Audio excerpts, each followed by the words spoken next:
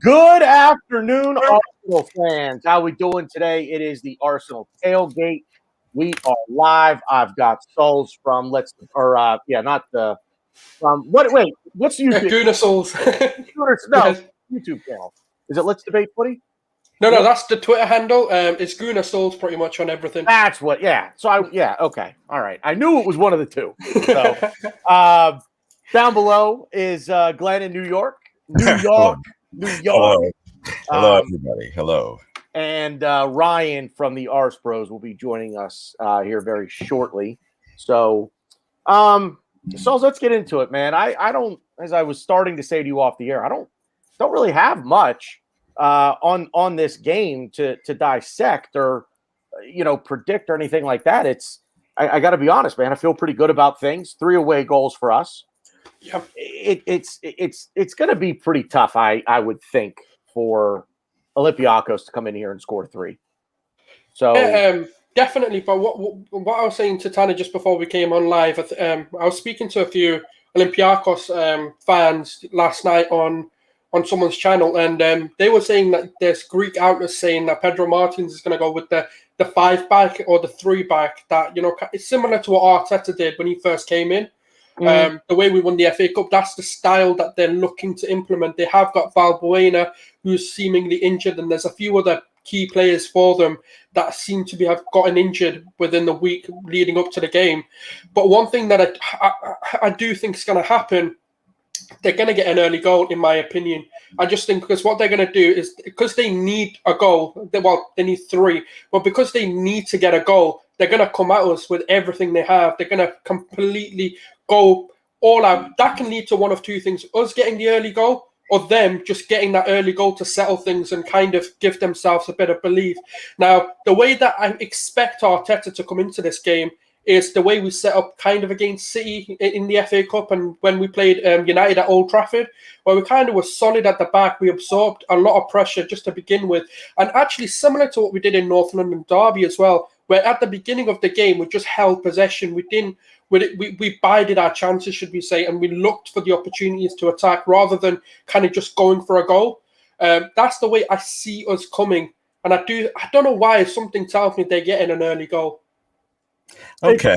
As far as I go, I'm comfortable with our lead. I'm confident, but Arsenal, it's like those Friday the 13th movies. The first time Jason goes down and everybody's like, "Oh, everything's okay." And then, so yeah, I'm ready for anything, but I hope we put a strong 11 out there.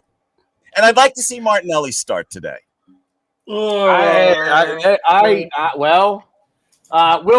get into that. Yes. We'll get into that in a minute. But all right. So Ryan, you're the injury guru. Anything you've heard about injuries? Because Souls was saying, did you say Valbuena might be out today? Yes, Valbuena's out. He's okay. not. I believe he hasn't even travelled with the squad. He's definitely ruled out for the game. As far as the Olympiacos fans were telling me anyway last night. Oh my God! Sorry. You know what, guys? Did you just see the lineup? Yeah, I did. This is like opposite. I put it in the private chat for you. That's what I got told as well by someone. Yeah. All right. So go ahead, Glenn. Go ahead. I was just going to say it's like opposite world. We really don't have any injuries, and they got quite a few. Okay, go ahead. Roll it out. I mean, it's all right. Okay. I'm actually curious. What do you? I'm not going to announce it. I'm not going to. This is a leak, by the way. So don't know that this is true, but it's been leaked. Ryan, what are you? What are you upset about? Well, okay. So first, I will say that I don't really. I know how Arteta is. He wants to put a strong lineup every chance he gets, every 5 seconds. Cool, awesome, love to see it. I don't think we need to put a strong lineup out. I want to see Martinelli play. I want to see maybe Ceballos play. Maybe try to redeem himself a little bit. Play Mari and Holding. Put Chambers in, who hasn't really gotten minutes. I think this is a game where we could kind of see where Martinelli's at. I'm cocky, all right? I'm big dick swinging here. I really don't see Olympiacos posing a threat to us. I I'm don't see them doing I'm with you anything. there. I'm with you there. And they're right with injuries too. I think this is and I'm not saying, oh, let's play our U23 squad. Let's play Aziz. Let's play Balogun. I'm not saying that. But there's guys in this lineup that people like screaming for, like the Martinellis, who I particularly don't rate him as high as the average fan. But I think this is a game where we need to see him. I think that this is a game we need to see Pepe, who's not getting minutes. This is a game where you need to see guys who are like on the fringe, who should be starting, have been playing well. They should be 100% getting minutes. Mm-hmm. What was that? I don't know. Someone said Xhaka, and I got terrified. that was whatever that was. That was hysterical. That was my son invading here, but don't worry. That was tremendous. It was hysterical. It's great. Don't worry. I gave him those 4 little words. Get the fuck out. And I was just gonna say, get the fuck out. And then my last point was somebody like Saka should not be anywhere near the squad. Maybe he'll be on the bench if we really need him. Should not be playing. And that's why I made a moan, because spoiler alert, he started. Okay, so here's what's interesting about this, because go into the private chat that we have here. Go into the private chat. Look at that. I see. So nothing. we have 2 different leaks. I don't see anything in my private chat. So why don't you? I'll send it again. I think he joined late. I think maybe. BG, why are you teasing the audience? Just tell them what it's. All right. Well, okay. So this is the leak that Sauls saw. I'll read it off. So Leno starts in goal. Bellerin at right back. Gabriel, David Luiz as the center backs. Kieran Tierney on the left. I'll say this. Let me stop there for a minute. Kieran Tierney we don't have another left back. Unless you're going to play Cedric and Bellerin, or Chambers and Cedric. See, I actually like the lineup. Can I just say, by the way, One Football confirmed this lineup. Okay, so put it. Sauls, what you put in the private chat, what I'm reading off. Yeah, so One Football said Leno, Bellerin, Gabriel, Luiz, Tierney, Ceballos, Xhaka, Pepe, Aubameyang, Smith Rowe. Yeah, it's the same lineup. Yeah.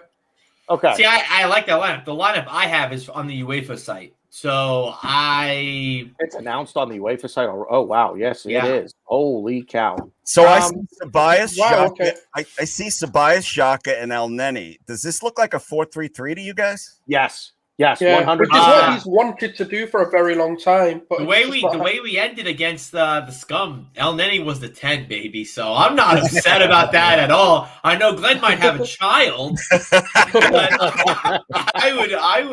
I wouldn't hate it, because, like I said, I think this is a game where I'm not saying play Aziz. I'm not saying play Balogun. I'm not saying totally go nuts. Yeah, UEFA's got that same lineup out. Yeah, so it seems like the leaks are true. What the? All right, then what am I looking at here? Hold on. Are you looking at? Did you look at the previous Olympiacos match? Maybe. Maybe. Did you? Yeah, I did. But you know what? Every time I like when I type it into my address bar at the top, it always brings up, quite frankly, the first Benfica match. Like even if I just type in UEFA.com, I don't know. Anyway, it was funny. I'm looking at it. I'm like, why are all these like the medical sign, whatever. It's definitely called something, but I'm too stupid to figure that out. But like all next to our names, and I'm like, all these players are injured, but they're starting for us. Like, this is very odd. And I'm like, I don't know why we're starting all these people. But you know what? I like this lineup a lot. I really do. I would have maybe liked to see. I don't understand why you have to play Gabriel and Luis here. I don't get. Yeah. Other than that, I think this is and to be fair too, I don't really, and not because I dislike Xhaka. He's been playing every single minute of every single game for us. Why? Yeah, since February, I don't think he's been rested since Feb. Yeah, because now when he makes a mistake, it's like, oh well, he's tired. Why? You can't win. You can't win with that. You guys, you drive me crazy because you make me defend Xhaka, who I don't like. First of all, normally you're right, Ryan. If I saw Xhaka and El Neni, I'd be having a baby right now. But I see Ceballos, and to me it looks like a 4-3-3. As far as Xhaka goes, I don't want him on the squad. I couldn't care less if he started or not, but his stats bear out him playing. Yeah, That's 100%. simple. I fell into a trap. Of looking for reasons to not like Xhaka. And anytime he did one giveaway or something, I'd be like, ha, that's it. You know what I mean? The stats bear it out. And once again, I hate defending Xhaka, but the stats bear it out. Xhaka was instrumental in the Northumberland derby. Like, he was one of our better players. I mean, you can argue who man of the match is, but he was far. Like, this sounds mad, right? But Partey was one of our worst players on that day. You know, because he was doing silly things, giving away silly free kicks. He wasn't learning that what he was doing was actually putting them in bounds for a goal, basically. And we got very lucky that Kane was offside for his header. You know, one chance he got, he nearly scored, and then he hit the post with a free kick that Partey shouldn't have given away. And then Gabriel, off the sort of line clearance, you know, saved us. So, but with Xhaka, you know what? I think the problem with Xhaka is his mistakes taint his performances. If you look at even the Burnley game, for example, if you look before and after the mistake, Xhaka wasn't too bad. It was just the fact that that mistake led to us dropping points, so people have something on his back. And that's the problem with him. If Xhaka can take those mistakes out of his game, he's not a half-bad player. I'm not saying he's the solution and that he's the future, but he's not a bad squad player if he takes all of that crap out of his game. Yeah, and I just want to say, I agree. He had a fantastic game in the derby. He was playing a little higher up than usual. He was intercepting. He was instrumental in that win. He was one of the key pieces of that win. So please don't think that I'm, saying that he sucks and I'm angry with him.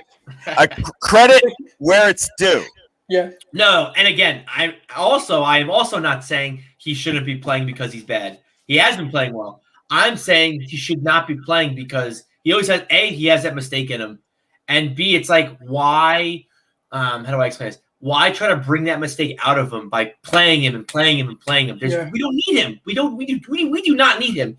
Even if he has a game of his life, we don't need him. I just don't see the point in playing someone. Yes, we know he's not athletic. Yes, we know he's not a runner and he may not run that much, but there's just no point in playing it. Take Xhaka out of it. Any player that has played for us week in and week out, to me, should not be starting this game. We shouldn't have. That's why I kind of don't understand the Gabriel Luis thing, because they're starting week in and week out for us. I don't really understand. Do you know? I think part of the reason why Gabriel and Luis are playing is sort of trying to get partnerships going, and I think because we've been rotating our centre backs way too much, I think if you're going to rotate centre backs, you've got to rotate partnerships rather than. Because what we'll see is like David Luiz and Mari, and then Mari Holding, and then we'll see Gabriel Luiz, and then we might see Gabriel Holt. And that's been part of the problem. I think what I expected him to do was bring Holding and Mari back in, because their partnership seems to be good together. And then you've got Gabriel and David Luiz as your sort of second partnership within that centre-back. They tend to play well. But I just think it's good that he's now starting to get this back line as consistent as he can in terms of the lineups that we're putting out, because we're getting into the part of the season where we need to know what our team is, because we're dropping points because of rotations, and when certain rotations are made, we're seeing a different style being played. I completely agree. And the more I think about it too, when you look at the partnerships as a whole. When you play Olympiacos, you play Gabriel and Luiz. You're not playing Holding and Mari, in my opinion, just the way Olympiacos like to overload sides and they love crossing the ball. You want that header in there, and Gabriel, and even Luiz to an extent. So I get that. I don't know. And again, nothing. I'm not even bringing my Xhaka agenda into this. I just don't understand why we're playing someone like him, then playing someone week in and week out when we don't need him. Look at this lineup. We're obviously not playing the formation that who knows?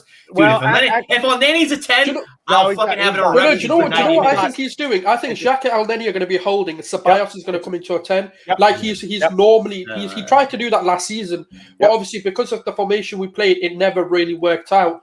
And then I think Smith Rowe's going to be a winger again, and then. Because Pepe and Bellerin can't play, that's why you're seeing Smith Rowe on the right-hand side this time around. Let's also keep one other thing in mind here, too, with this. It's the UEFA site always seems to get – I mean, look, it's not a 4-5-1, right? Oh, no. They always screw this. This website always screws this up. So, it wouldn't shock me. Elneny and Xhaka, it's a 4-2-3-1. Elneny and Xhaka are the 2. Ceballos is the 10.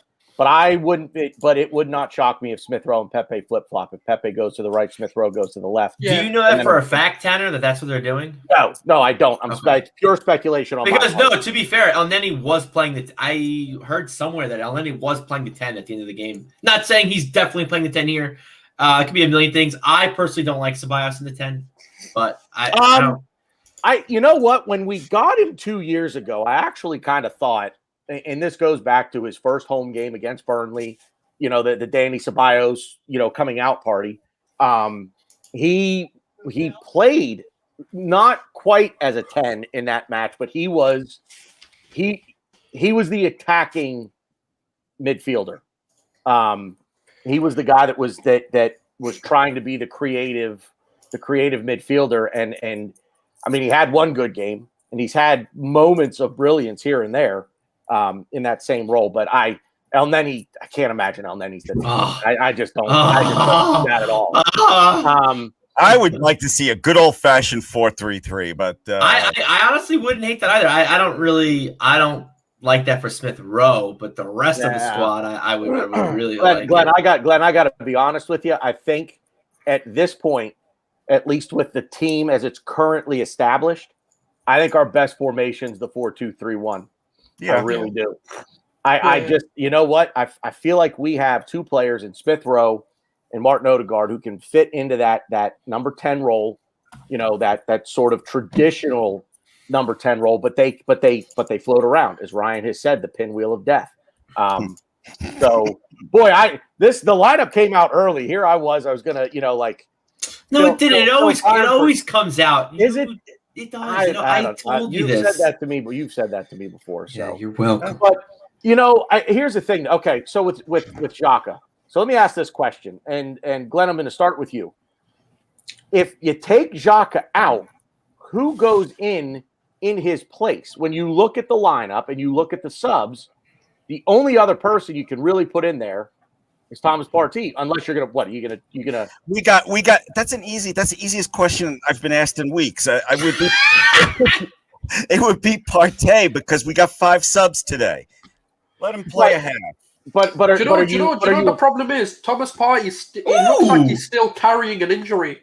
You see, he seems to still have that because he's not. Do you know what? If you watch him properly on the turn of pace, he doesn't seem to have that burst that he did when he kind of was at Atletico Madrid, and even at the start when he started for us, he had that turn of pace. I've not seen that since sort of after the North London derby since he returned. So I do think he's still carrying something. That's why his performances maybe haven't been to the standards we want him to be. I mean, I'm intrigued. Oh, no, go ahead, Glenn. You're intrigued. I just wanted to say I'm intrigued. Very intrigued. And my eye is going to be especially on Ceballos today. See if he can make good for his mistakes the last 2 games. Yeah. Step up and have a great game. That's the guy I'm going to be watching the most today. I mean, when we look, okay, so anybody have a problem with Leno? I thought about this last night. I do. Might have been an opportunity because he looks a little shaky at the back right now with his distribution. I know. I blame Leno for that Ceballos one. I definitely blame Leno for. Well, not shaky to the point where I'm saying he's no longer the number 1. Shaky just to the point where you say, look, hey man, you know what? We're going to throw Matty Ryan in there, take the day off. Because, I mean, look, I'll be honest. I trust Matt Ryan. He's not played in Europa League, but this is kind of why we went and got him, isn't it? Are you hinting that you want Ryan as our starting goalkeeper? Yeah. Permanent? I got my goalie gloves right now. Because I'll do a pulp. I think it's a Pulp Fiction quote. It might be Reservoir Dogs. If Matt Ryan even dreams about taking over Leno's spot, he should apologize to him. He's not as good as Leno. No, wait. Are you saying you're legitimately asking that question, or were you joking with Ryan? No, I'm asking you. No. The distribution. We didn't. No. Just for today. Just for today. Give him the game off. Let him sit and watch. No, he goes right back. He would go right back in against West Ham on Sunday. Oh, okay. I apologize. But see, I think know- the very reason why you the want to bench biggest- him is why you start him, because we need to No, work no, on but you know what execution. the biggest problem that Leno's had was his injury, because it kind of exposed parts of his game that he's not quite good at. Because before Emi Martinez came in, sorry to bring the name back, but we didn't really care about his distribution. We didn't really look at it as an issue. But when Martinez came in, we started to play long balls. We started playing out the back. There was a bit of a range with the way we distributed the ball. The problem I've always had with Leno, it seems to me, before the North London derby anyway, that he always went short, which always kind of baffled me, because I've always said, a goalkeeper needs to be commanding of the box, and whatever decision he makes within his box has to be respected by the players, whether that's him going short, whether that's him going long. But I think that the biggest thing to happen to him was Martinez coming, because the distribution Martinez had is the reason why we're questioning Leno today. If Martinez never had the distribution level that he did, we probably wouldn't even be looking at Leno as a problem.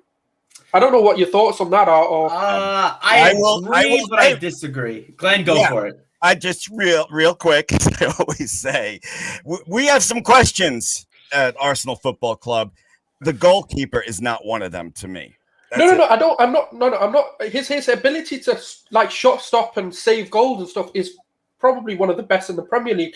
But his distribution, I'm starting to question, because I just feel like some points, right, he is making the wrong decision. Because what I've always said, a keeper has the best view of the pitch. If he feels a pass isn't the right thing to do, he should be going long. That's what we get taught when we're like 4-5. You know, when in doubt, clear the ball, or when in doubt, clear it out. You know, whatever phrase or whatever saying you've been taught. And I feel like with Leno, it seems to be the opposite. He seems to just have this need or urge to absolutely play it short. I've never seen him make the right decision and go long sometimes. Yeah, Ryan, you wanted to say something. I'm sorry. Yeah, no. I mean, at least for me, I always knew that was kind of a kink in his game. He actually was a pretty decent distributor at Leverkusen, but since coming to Arsenal, he wasn't great with it. I think Martinez probably highlighted it a little bit more. Yeah, that's what I meant. Yes, but he did allow us to do different things. But also too, like, it's the German in him. Germans like messing with them. yeah. Easy, Glenn. Easy. Choking. Germans like I'm German. to be as PG as I can. Germans like to mess the ball. I would say balls, but mess the ball a little bit. He likes to dribble, serve it at field, make a couple. If you ever see Manuel Neuer in net, he leaves you breathless for a couple seconds. He tries to dribble around a striker really quick. But yeah, I think he likes to handle the ball a little bit more than a normal goalie. Personally, I don't believe, as someone who's played goalie, I don't believe in just booting it up, especially at a professional level. Yeah, if you have a guy wide open, and like Emi Martinez has shown that in a few plays here and there, that he can pick out and pinpoint, like Aaron Rodgers threading the needle. He's done it. But if you can't do that, why try it? I don't believe in just kicking the ball up just to give it back to the other team, because usually I would say like 8 times out of 10, that's not, and I'm not even including Arsenal, I'm including everybody, it goes back to the other team. So not every time. I said 8. I said 8 out of 10. I didn't say every time. No, I'm saying booting the ball long just every. Don't do it every. Oh single yeah. time. Oh yeah. But yeah, but in those situations like that where you're putting the player under way too much pressure, don't get me wrong. The way to play at the back is getting pressed. It's a high risk, high reward system to play.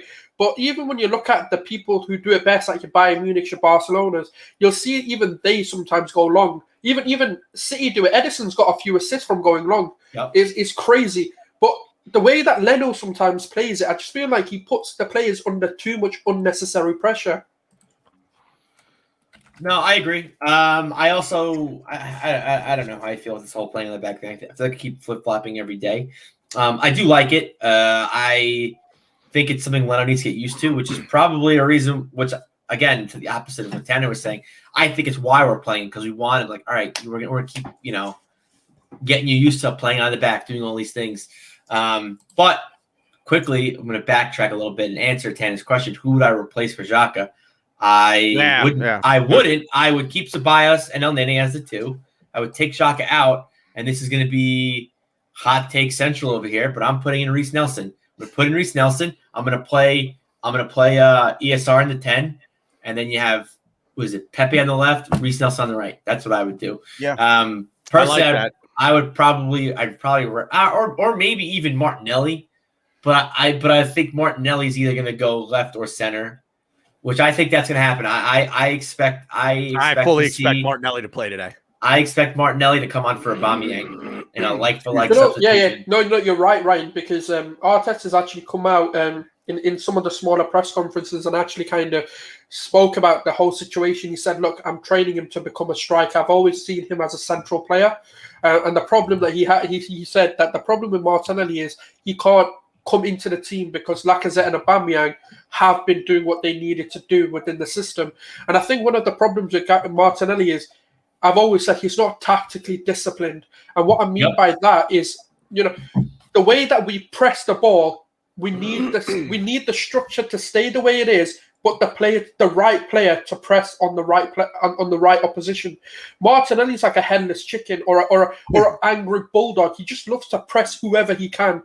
And the problem that you have is when you win the ball back in those scenarios, the team structure and the team's sort of tactical layout has now changed because he's not where he's meant to be. He's pressing a man that's maybe Xhaka's player to press, or El Neni should be pressing that player, or Partey should be pressing that player, or even Bellerin should be, but he's meant to be the centre player pressing on the right or the left or way too deep for us to then start something with that. And I feel like that's what Arteta's teaching him because he's very young, and that's part of his game that I've tried to tell Arsenal fans he's lacking. That's why you see the likes of Willian play more than maybe Pepe, because what Pepe does, he doesn't really press a lot, whereas with Willian does what the manager asks him to do. That's why we sometimes look better with certain players in the system, just because they are effective in their presses. Even Lacazette does this wrong as well. He loves to just press, and that's where your problem is. Firstly, you're burnt out. Secondly, you're not in the position you need to be to start an attack. And when sometimes in football, it has to be a little bit of muscle memory. The movements have to be known by the players. It's like the NFL. I don't watch it a lot, but a lot of the plays get called before you do them because that's how you play. And football is slightly like that. You kind of have to have an understanding. But when players are so out of position, it takes them so long that attacks break down, and that's why we see, all right, let's pass it back now. Even though we should be attacking, but because that play is not where they were meant to be, Xhaka or Partey or whoever's in the midfield is having to go back, recycle possession, get the team organized again, and then go again. I'm sorry, go ahead. No, go ahead, Glenn. Go ahead. I was just going to say, I can confirm I saw that story too, that Arteta is working to make him a striker. As a matter of fact, FIFA 21 players will appreciate this. In career mode, after reading that story, I'm like, that's a good idea. And I put Martinelli to train as a striker. And how's it working out for you, Glenn? Yeah, how's it working out? Well, they said it's going to take 17 weeks. So okay, fair. But I like the idea of him as a striker. I hope that works out. I'll just say in career mode in FIFA, I have Kylian Mbappe as my striker right now. So look, I had the money. Hey, can we sign you onto the board? Because that's impressive. That I mean, I had the money. I qualified. You just sell the entire squad. Did you just start playing your under 23s just to fund that move? Yeah, right. Yeah. I felt bad in career mode buying Buendia off of Norwich because they're never going to sell him. Yeah. Sauls, that's everything you just said, man. That's a great point. It's great tactical analysis of a bit of the chaos that can ensue if you're just running around, as we say, like a headless chicken. Let me get into. I'm going to try to dive into Arteta's head a little bit, and this may be a very far-fetched thought, but is he starting with this lineup with the idea in the back of his head to say, I want to bury this thing in the first 45 minutes with this team, and then I'm going to pretty quickly bring on some of the fringe players in the second half to just kind of see this thing out? Ryan? I don't know. I mean, their lineup is they're going to come at us. They're going to attack us. They're actually starting Fortuna today, which I'm surprised they didn't start him the first leg. Yeah. But I think they're going to really come at us. They're sacrificing a little speed because they don't have Bruma. Bruma's on their bench. But they have guys that are going to get in the box, be physical, and try to have the ball in the net. So I kind of more now understand why we have 3 defensive midfielders as in our lineup. But I think, to me, the 3 players that I want to see today, I want to see Chambers, I want to see Martinelli, and I want to see Reece Nelson. I don't think I just based on Nelson not being in anywhere near the lineup the last couple weeks, I don't expect to see Nelson, but I would really like to see Chambers get minutes. I said it, I think I tweeted this last night or sometime. Martinelli needs to get substantial minutes this game. There are very few games. I'm not saying this game doesn't matter. It does, but like halftime, at the end of this half, we should be well in control. Whether we're up 1-0 or even if it's 0-0, up 1-0, 0-0. I think that Martinelli needs substantial minutes, especially, I guess, you do most of your work in training. I get that, but he needs that game. He needs that game time. Game time. Yeah, it's precious, and especially someone at his age, and especially, kind of adapting to a new position. I know he kind of is a striker, but when we got him, he was playing on the left for us. So yeah. I think we need him to get match sharpness for that center, because I think, in the upcoming season, and we kind of talked about this on Team with Arsenal, there's a chance we might not have Aubameyang or Lacazette, or Aubameyang might. We don't know. I think this whole him being late thing is buried and done and dusted. But yeah. There's interesting things in the summer. Do we extend Lacazette? Do we want to maybe think about getting rid of Aubameyang if we can get some money in, because he's not the answer. He's only going to be here for a couple more years. So it's kind of getting getting your chickens ready, getting your eggs all in place. Counting your chickens before they hatch. Yeah, that what you're trying to say? Maybe, I don't know. Cool, that sounds good. But yeah, you want to be prepared, because, like I said on the podcast, in my world, and Stan said it, I personally want to sell Lacazette and Aubameyang. I know it's crazy, but I want to sell Aubameyang and Lacazette, and I want to start fresh. I want to have the Balogun, have the Martinelli during the rebuild. Yeah. Sad part is the rebuild's now. Next season, we should not be rebuilding. I think next season is where we really need to challenge for top 4, in which case we need Aubameyang. There's really nothing we can do. We can't. We're not going to get in the Champions League with Balogun, if we even have Balogun next season, which I don't think we're going to have. But we'll say if they throw Eddie in, we're not going to get Champions League with Eddie and Martinelli. It's just, I'm sorry, it's not going to happen. So it's going to be interesting to see how we adapt, especially in the transfer window with that. Back to your original question, BG. You said, do you think Arteta wants to nail this thing in the first half and get it over with? No. Otherwise, if he wanted that, Partey and Odegaard would be starting. That's my answer. Good point. I agree. Good point. I agree. And there's also the way we play. We could have played our strongest 11, and could be 0-0. Then what does he do? I've got a completely opposite opinion to what a lot of you just said. The thing is, right, what we need to understand, we don't need a goal. That's not on us. Yeah, the emphasis is not on us to score a goal.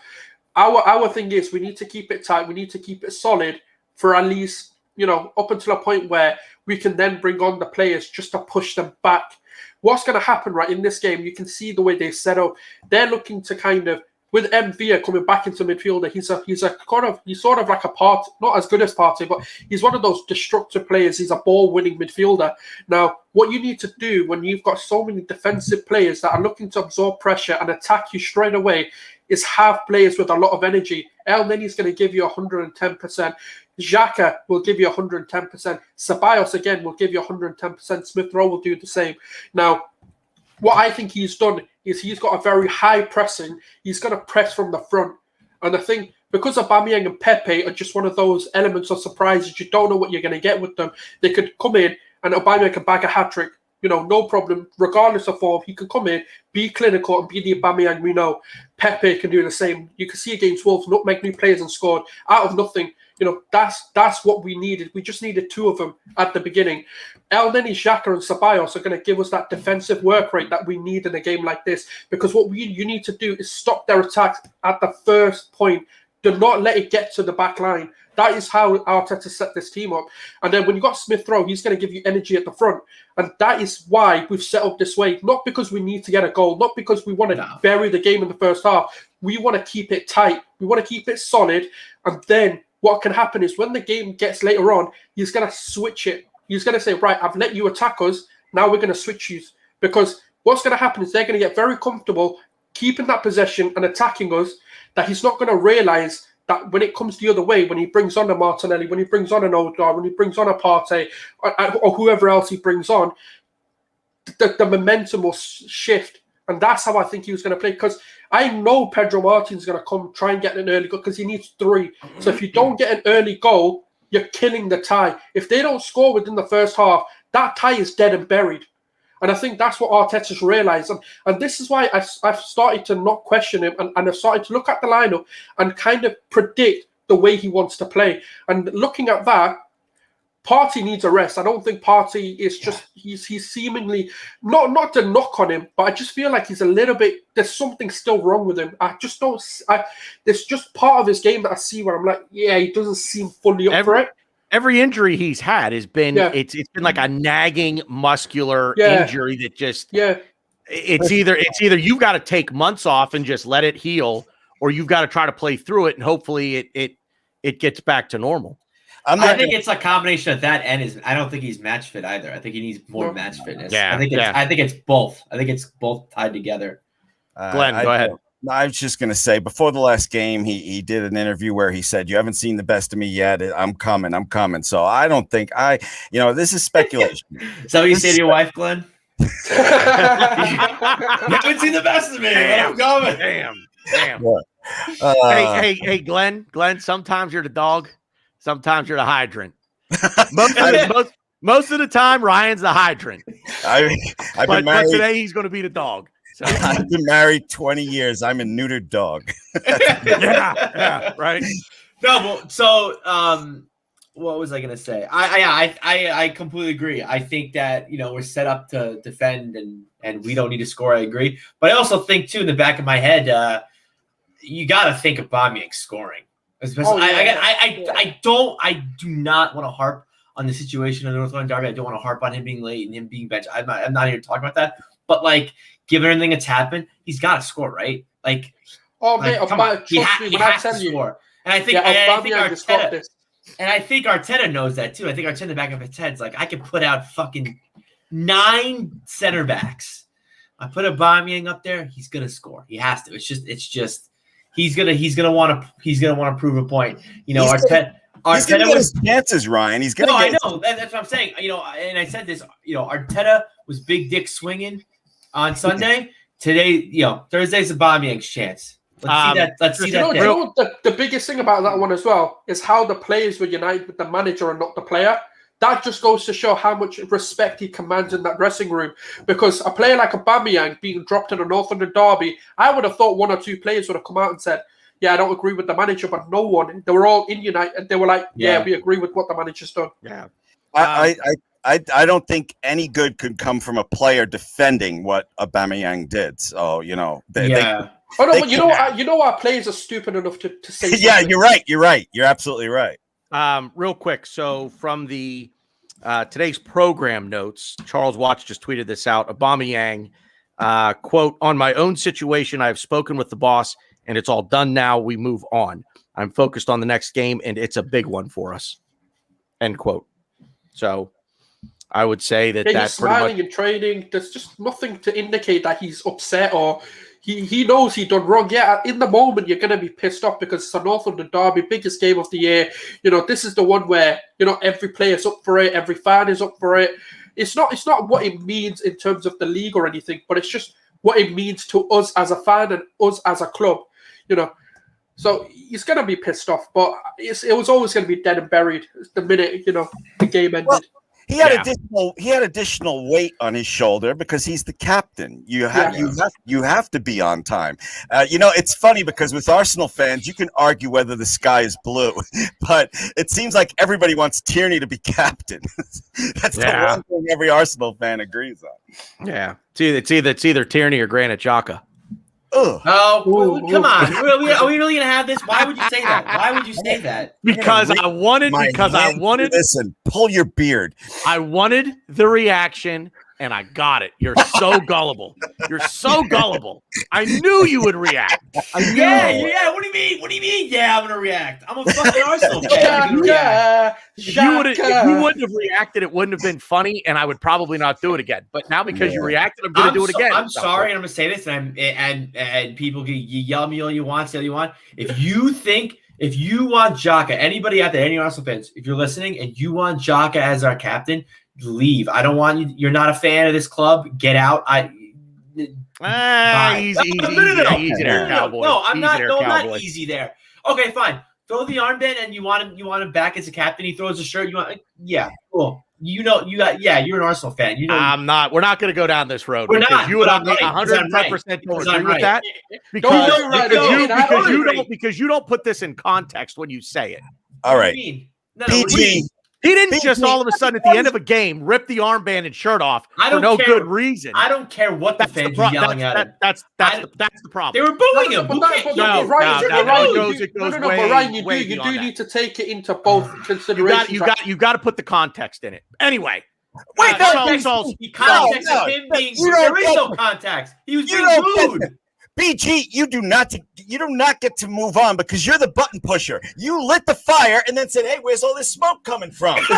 you got Ryan upset. You got me upset. Come on. The context was the crowd was booing. He threw a hissy fit. No. That was more than that. Come on, Ryan. You know what? Tell me. Hang on. Whoa. No. You know there's more than that, Ryan. No, tell me more. I want to know. All right, I don't know. Look. Supposedly, right, Arsenal fans online telling him that his unborn. I hope your unborn daughter dies, and I hope your wife gets raped, and all of this.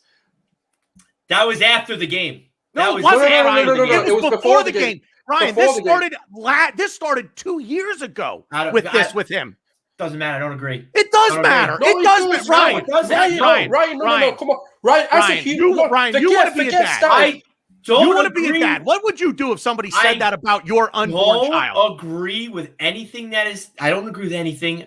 It's disgusting, but there is no reason why he should be throwing the armband. He threw the shirt, Ryan. He didn't pull an Eric Dyer and go up into the stands. And wait, and BX. I'm going to be completely honest, right? I wouldn't give a crap what club I played for. If fans said that to me, well, firstly, I wouldn't ever play for the club again. But despite that, I probably would have reacted the same. I would have slagged the fans off as well. I do want to point out to Dave Atkinson and BX Gunner in the chat real quick. As he's walking down the tunnel, he did take the shirt off. He did throw it on the ground. He did it in the tunnel. There's a camera angle from basically the field that's looking kind of at an angle into the tunnel where he took his shirt off and he threw it. That's true. Yeah. He did it. Here's the thing for me. He didn't pull an Eric Dyer and go up into the stands. He was fed up. He was fed up with the. I would have. He would have died. Do you see how many fans kidding me? That's assault, man. That's assault. That's a criminal act. That's assault, brother. Yeah, that's assault, brother. What's that? Wait, no. Right, I agree with you in the sense he should never be club captain again for what he did. But when you talk about the situation, you do have to talk about the context behind what happened. You could scream at the fans all you want. I get it. I would be the same way. I would not throw the jersey. Would not throw the armband. Those are two. Those are two completely different things. I get what it is. It's a respect thing for you. I get because it's the club. He's disrespecting the club. But disrespect the fans all you want. We all have a level. We all have a level or a line. That once you push us over that line, we're going to react. Are you saying that it's good for the club's image that the fans are saying what they said? It works both ways, mate. Like you can't look at it one way. You could disrespect the fans all you want. Don't disrespect the club you play for. Yeah, but look, we don't different things. No, those fans did it with the club's image. Things. I think if you would have disrespected the fans, you'd be saying the same thing. What? Say it again. I think if he disrespected the fans somehow, if he came out and actually called the fans out, I think you'd say the same thing. I wouldn't. No, right. Let me ask you another question, right? Okay. If Xhaka, let's say, actually forget Xhaka because we know what. Yeah, but let's say Party comes out and goes, "Fuck the fans," right? Just today, out of nowhere, are you gonna sit there and be like, "Ah, yeah, he's just slagging us off"? No, you're gonna be. So same way, Well, if you're gonna, fans if the threaten his fans, wife and because kids- Ryan, look, if the fans never said what they said, this scenario would never happen. Okay, Pause. now can I talk? Yeah, go ahead, Glenn. Okay. I didn't want to interrupt you guys. Let me say, if I want to hear people screaming at each other, I'll just go upstairs with my family. But that was Wait, we're not family, Glenn? You are family here, man. I talk to you more than I talk to my wife. So, all right, real quick, guys. I've seen nasty things. When my daughter was having trouble on social media, I saw some of the things they wrote to her, and I told her, just don't look at it. And we're talking about a teenage girl here. Xhaka, just don't look at it. And the other point, and then I'll shut up about this, is if someone threatened the politician's family, you bet your ass they'd find out where that came from. We gotta fix this. We gotta fix this. Yeah.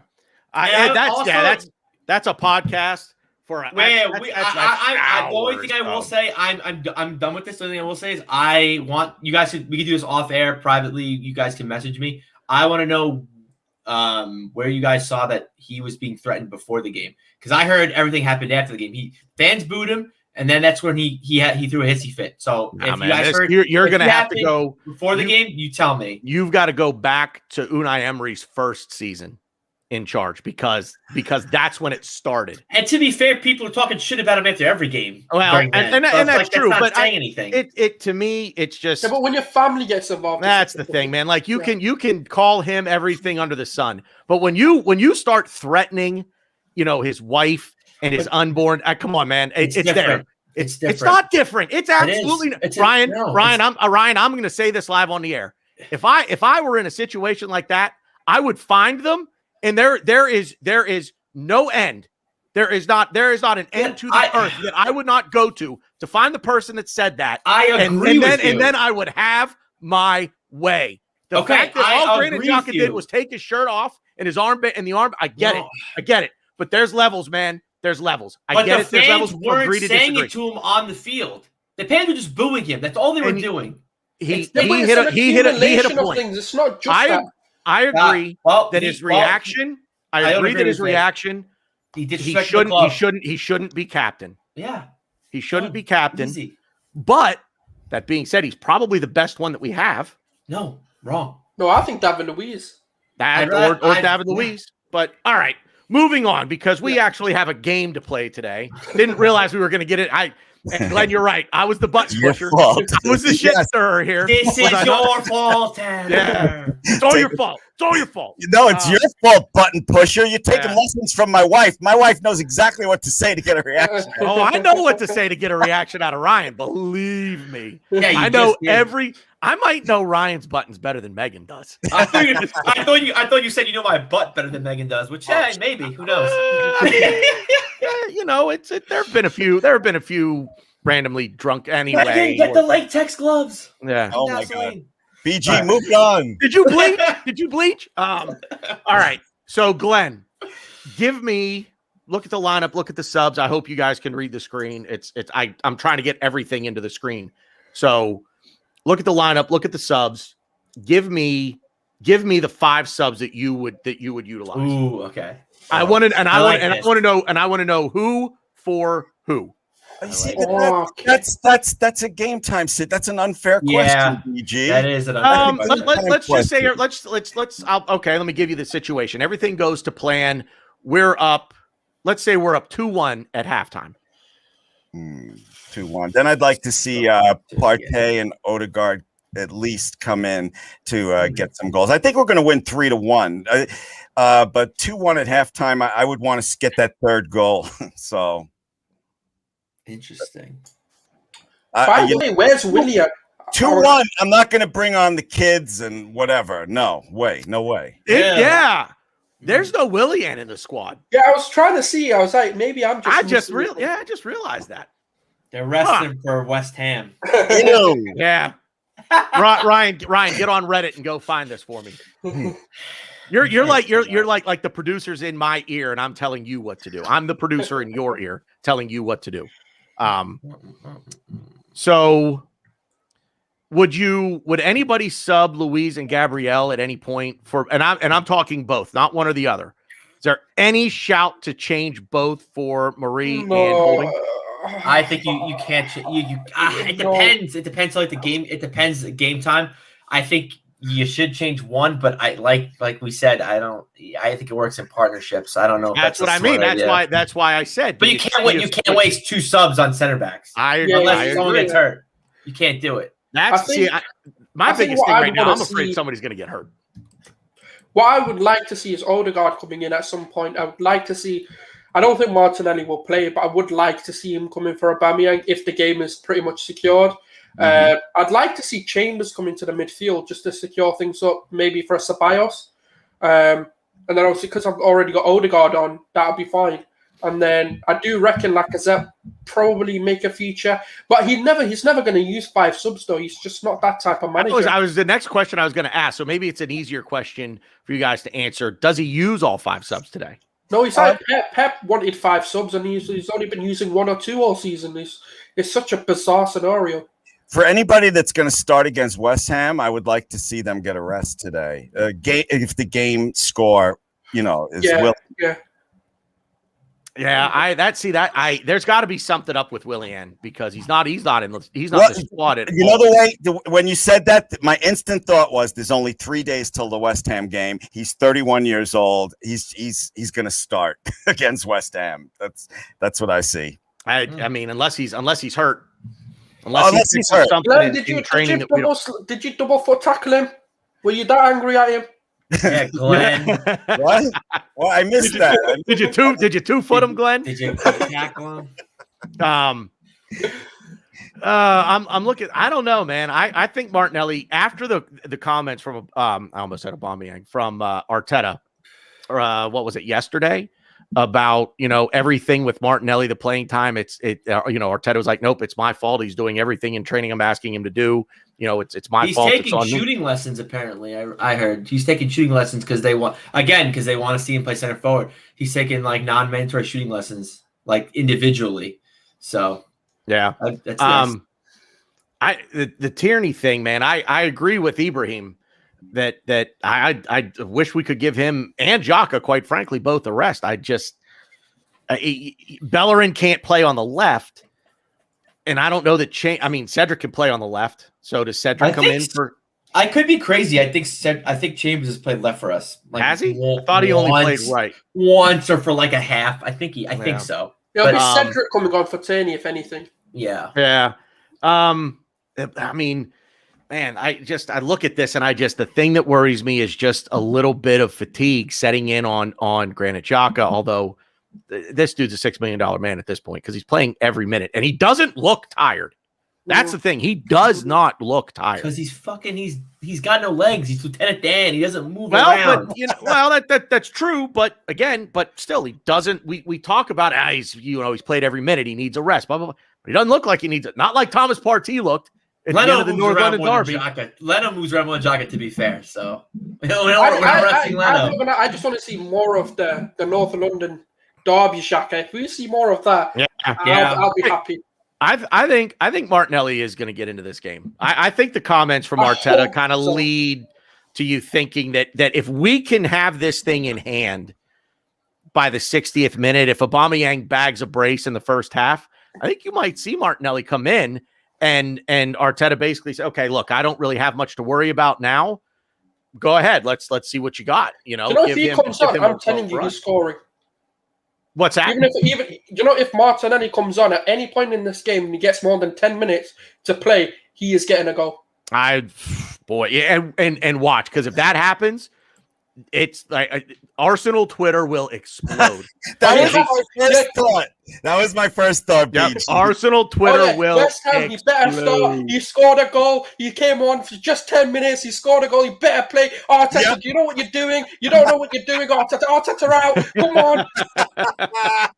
You already know that. That was perfect. Yeah. Anyway, so my 5 subs that I would like to bring on, because Ryan, shut up. So I think I kind of said this already, but I want Martinelli to come on for sure. I again, I don't know who for because it's going to be interesting. The only person I want to see subbed off, especially if we have the game somewhat in hand, is Tierney. He needs a rest. We need to get him a rest. Shaka couldn't give two shits about. But yeah, I want Martinelli. I really this is like dying on my deathbed. Make a Wish Foundation kid. I know what you're going to say. I know exactly what you're going to say. What are you going to say? What am I going to say? Go ahead. Reece Nelson. No. Yeah. You got it. I want to see Reece Nelson really bad. The way Reece Nelson is the polar opposite of Granit Xhaka for you in terms of just how you feel about the player. Nah, I wouldn't go that far. I don't like Reece Nelson that much. No. You've been bigging him up for the past because 2 weeks. I just think he has a lot to offer to the team that we don't have in our squad. I think he's a Pepe that doesn't lose the ball as much, and he's going to run harder than Pepe, and he makes runs into the box. He's got a nice shot. Pepe has a nice shot too, but I think we need to give him a chance. But he's playing for U23, so something in training is obviously not clicking to where he can't make it onto the bench. So I'm starting to kind of doubt myself with that assessment of Reece Nelson because he was one of our best players. Again, I know Mold, Dundalk, Vienna. I get this, but yeah, I want to see him play. And I want to see him play too. I'm with you. I'd love it. And also too, I was really bummed he didn't go out on loan. I think that was the best thing for him. I'm with you there. To me, we got to either sell him or loan him out next season. And I don't know if a loan is. I don't know, but I think we got to loan or sell him next season. I don't know why we didn't loan him out in January. To be honest, he declined. I think we were. He did. Yeah. We were gonna send him to Valencia, and he said no. But yeah, so Chambers is an interesting one because I 100% need to see him. I want to see him. I think he's a great player. He's someone that I think we could totally use because he's a big physical guy, and that'll be great against Olympiacos. Actually kind of surprised he didn't start instead of Bellerin, but you got to play Bellerin because I don't think Bellerin's going to play against West Ham, but I'm sure he will because he's Arteta's son. But yeah, I definitely want to see Chambers, and I want to see one of Mario Holding. I do. You know what I really want to see Mario and Gabriel. We've never seen that. There are a lot of people that want to see the two left-footed thing, go at the back, and there's something to be said about teams play with two right-footed center backs. Why can't a team play with two left-footed center backs? Yeah, but again, this would make 6 subs. But I want to see Cedric come on for Tierney. So I guess in me wanting to see Tierney go out, I want to see Cedric. But to me, definitely Chambers, Nelson, Martinelli. If you give me 2 out of 3, I'll be just smitten. But yeah. Glenn, I guess let me change the question. Not give me 5 subs who for who, just players that anybody that you specifically, and I'll say other than Martinelli because I think we're all in agreement that we want Martinelli. We want to see him get some time. Anybody else other than Martinelli that you're particularly interested in seeing come off the bench today? I'd like to see if the game warrants it. I'd like to see Holding get some time today. Yeah. And Chambers, but pretty much Holding and Chambers. I'd like to get some time today. Besides Martinelli, I really want to see what our plan for Chambers going forward is because I really want to see because he's played so many. He's played right back, he plays center back, he plays defensive midfielder like he did for Fullerton. Squad player at best for us. He's not going to be. No. I don't think that he is someone that we're going to persist with going forward in our 11th. But I just really want to see where we prefer to put him. Part of me says, Ryan, who cares? We're going to sell him because I think we are going to sell him this summer, unfortunately, if we do have a buyer. But I do think he's someone that we could use. He's a viable asset, and he's, again, biased. I'll admit it. He was man of the match for me against Burnley. I thought he played such a good game. I just want to see where he fits into the squad because he can be useful. People say "Oh, get Elneny out of here. He's terrible." The things that he does well, he does well. He could be of use to us in every game. No, not in every game. Again, am I going to play Elneny and Chambers against Man City and Liverpool? No, I'm not going to do that. But against teams that where we need a big physical right back, or even put him as a defensive midfielder in Chambers, why not? Why not test the waters, give him that match sharpness, and just see what he's made of, and see what we want to do with him going forward. And to be fair too, I would like to know what Arteta sees in him position wise, or see in him positionally, because we need to know who we're selling him to. And teams need to know what they're buying. If they're like, oh, Callum Chambers, he can't play right back, he can't play center back, he can't play defensive mid. But if we go, hey, this is Callum Chambers, he's a right back for us. He did this. He was man of the match against Burnley. We played him in a few other games as right back. He's a right back. Teams who need a right back are going to be like, okay, like we can do this, and we'll probably get more money because he has a set position. I like Chambers. I would hope that we would keep him. And I agree on Arsenal. He would be a squad player, but squad players need love too. Let him play a little. Absolutely. I mean, the fact is, and I've said this before, and Ryan can attest to it, but bottom line, the rotational players, the Callum Chambers, the Rob Holding, if that's the role they're going to fill, look, we're not going to fill those roles with the best players in the world. We're just not.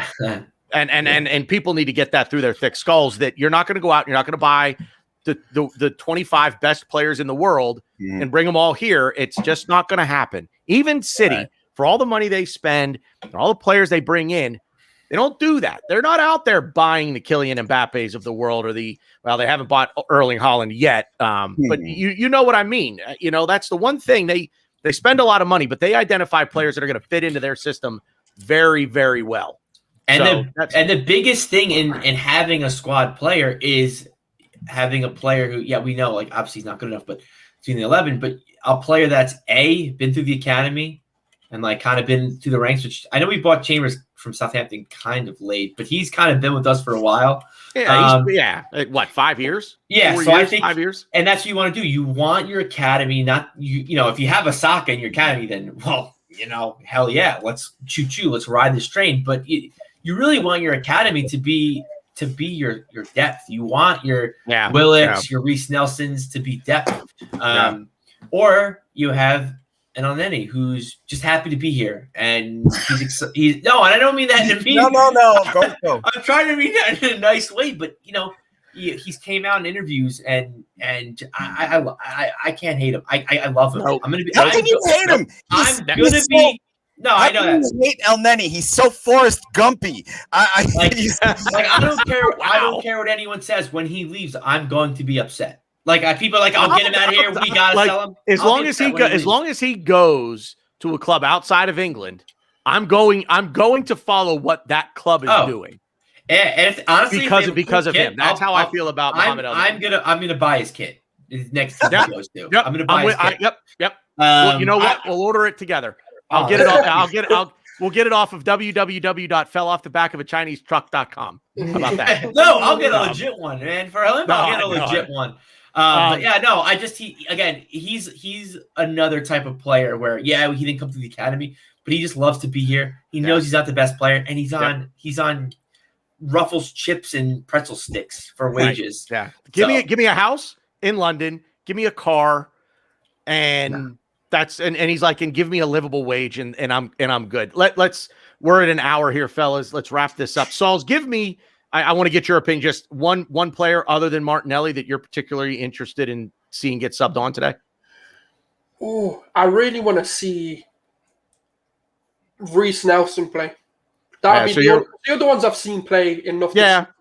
But Reece Nelson would be a good one to see, especially if things are going fine for us. All right. We're going to start wrapping up. We got to tear down, start making our way to the stadium. Weather in the N5, I actually had it pulled up here, but it's like, for those in America, this is in Fahrenheit, so it's like mid-40s and rain. I don't know what that translates to Celsius if that's what you're on, so I apologize. There's a Google app or a tool for that. I'm sure you can find it. But predictions. Glenn. 3-1 Arsenal. You said that already, yeah. Sauls, prediction?